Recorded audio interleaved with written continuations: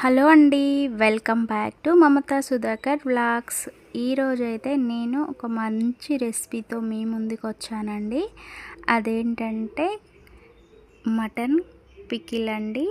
ఎంతో ఈజీగా, చాలా సింపుల్గా, టేస్టీగా, అందరూ కూడా ఈజీగా చేసుకునేలాగా ఎలా చేయాలనేది ఈరోజైతే మీకు చూపించబోతున్నానండి.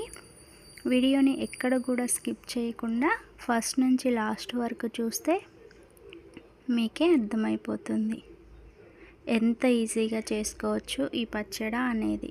ఓకేనా? ఇక వీడియోలోకి వెళ్ళిపోతే పచ్చడి ఎలా చేయాలనేది చూద్దాం. ఫస్ట్ అయితే నేను ఒక 1/2 kg బోన్లెస్ మటన్ తీసుకున్నానండి. దాన్ని నీట్గా ఒక 3-4 సార్లు కడిగేసుకొని పక్కకు పెట్టుకున్నానండి. బోన్లెస్ చేసుకోవచ్చు, బోన్తో అయినా చేసుకోవచ్చు. నేనైతే బోన్లెస్ తీసుకున్నాను. తీసుకొని దాన్ని వాటర్ అంతా వంపేసి కుక్కర్లో పెట్టేశానండి. కుక్కర్లో కొంచెం పసుపు, ఉప్పు వేసుకొని కలిపేసుకొని మనము కొంచెం వాటర్ వేసుకొని, వాటరు మటన్కే ఉంటుంది కానీ అడుగు మాడుతుందేమో అనుకుంటే కొంచెం వాటరు ఒక చిన్న గ్లాస్లో సగం వరకు వేసుకుంటే సరిపోతుందండి. మూత పెట్టేసుకొని మనం కుక్కర్ మీద ఒక 5-6 విజిల్స్ వచ్చే వరకు ఉడికించుకోవాలి.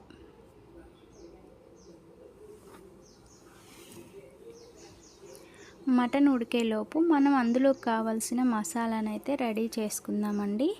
అయితే ఇందులోకి మనకు దాల్చిన చెక్క, లవంగాలు, యాలకులు తీసుకొని వేయించాలి లైట్గా. తర్వాత 2 టేబుల్ స్పూన్లు ధనియాలు, 1 టేబుల్ స్పూను జీలకర్ర వేసి లైట్గా వేగనివ్వాలండి. మాడనివ్వద్దు, లో ఫ్లేమ్లో పెట్టేసి లైట్గా వేయించుకోవాలి.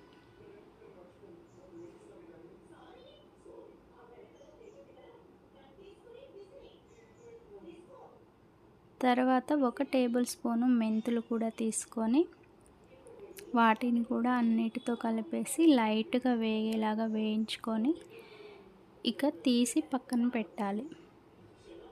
అవి పూర్తిగా చల్లారినాకనే మనము మిక్సీ జార్లోకి తీసుకొని పొడి అయితే చేసుకోవాలి. మనకి ఇలా పొడి వస్తుందండి, మసాలా రెడీ అయిపోతుంది. ఇప్పుడు మటన్ కూడా మనకు విజిల్స్ వచ్చేస్తున్నాయండి. 5-6 విజిల్స్ అయితే వచ్చాయి. ఇక మటన్ దింపి చూసానండి. చూడండి, వాటర్ కంటెంట్ అయితే ఇంకా ఉంది. ఆ వాటర్ కంటెంట్ కూడా పోయేదాకా మనం స్టవ్ మీద పెట్టేసుకొని ఉడికించుకోవాలి. ఆ నీళ్ళంతా ఎగిరిపోయేంత వరకు మనమైతే స్టవ్ మీదే ఉంచి కలుపుకుంటూ మాడిపోకుండా ఉడకనివ్వాలి.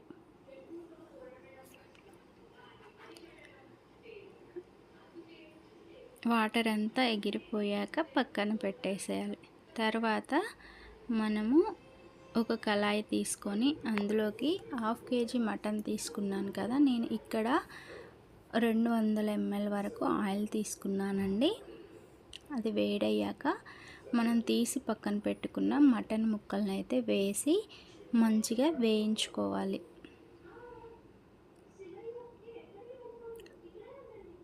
ఇక్కడ ముక్క అనేది మనం నార్మల్గా చేసుకునే కర్రీ కంటే కొంచెం ఎక్కువ ఫ్రై అవ్వాలి. మరీ ఎక్కువ రాయిలాగా కాకుండా కొంచెం లైట్గా సాఫ్ట్గా ఉండేంత వరకు మనమైతే వేయించుకోవాలండి. ఇప్పుడైతే ఏగిపోయాయి ముక్కలు, ఇక తీసి పక్కన పెట్టేసుకోవాలి.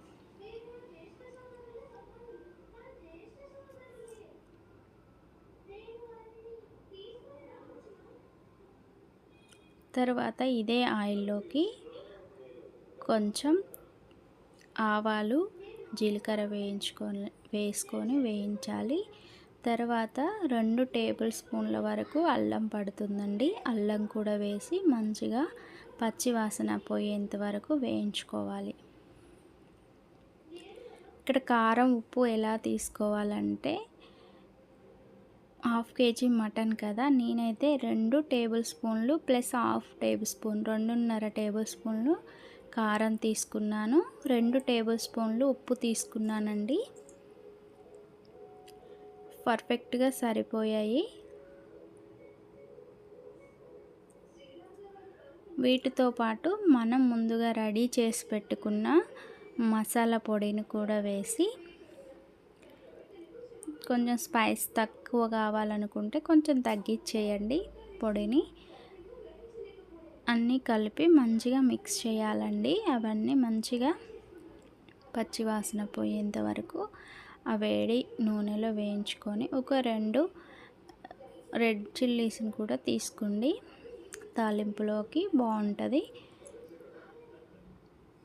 తర్వాత ఇందులోకి కొన్ని ఎల్లిపాయలు అండి, గర్భాలు తీసిన వెల్లిపాయలు కూడా వేసి మంచిగా వేయించుకోవాలి.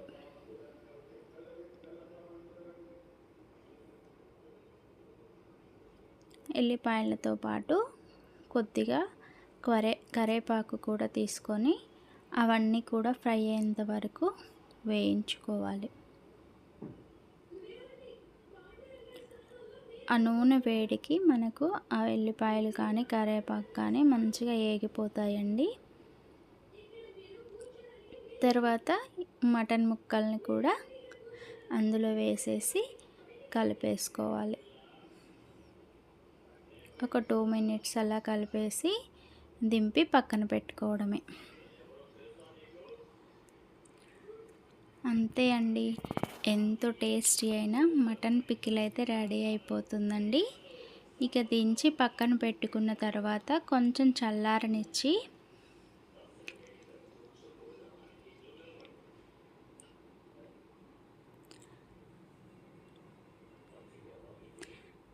ఒక నిమ్మకాయ రసం అయితే వేసుకోవాలండి. అది కూడా కలిపేసి మూత పెట్టేసి ఒక రోజు తర్వాత తింటే మాత్రం చాలా టేస్టీగా ఉంటుందండి. చాలా చాలా ఈజీగా చేసుకోవచ్చు, టేస్ట్ కూడా చాలా బాగుంటుంది. ఇలా ఒక రోజు తర్వాత మనం తినేస్తే చాలా బాగుంటుంది. ఇది నెక్స్ట్ డే అండి, చూస్తేనే నోరు ఊరిపోతుంది. మీకు కూడా నచ్చినట్లయితే తప్పకుండా లైక్ చేయండి. అలాగే కొత్తవారు నా ఛానల్ని చూస్తున్నట్లయితే సబ్స్క్రైబ్ చేసుకోవడం మాత్రం మర్చిపోకండి. ఓకేనా friends, thank you for watching. Bye.